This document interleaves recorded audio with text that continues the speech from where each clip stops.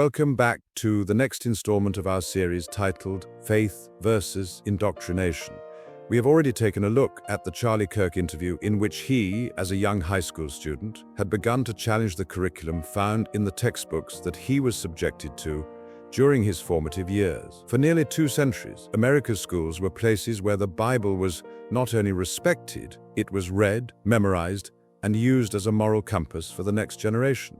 Education wasn't separate from faith, it was built upon it. But somewhere along the way, the foundation shifted. Today we see classrooms filled with progressive ideology, moral relativism, and humanistic thought, a far cry from the biblical roots that once shaped our nation's character. The question is, how did we get here?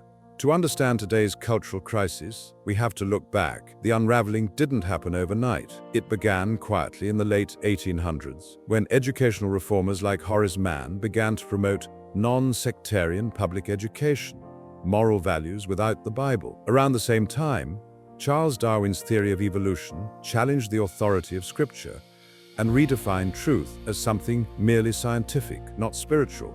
By the mid-20th century, a new interpretation of the Constitution took hold. In 1947, the Supreme Court redefined Jefferson's phrase, "a wall of separation between church and state," using it to restrict religious expression rather than to protect it.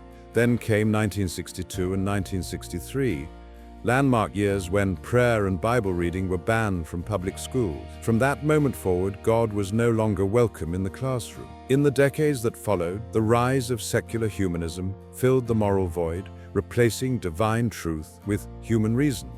Education became less about wisdom and more about ideology, shaping generations to believe that truth is relative, morality is subjective, and man is the measure of all things. In this series, Faith versus Indoctrination, we're going to trace that journey from the quiet beginnings of secularization in the 19th century, through the courtroom battles of the 20th, and into the humanist reprogramming of our children today.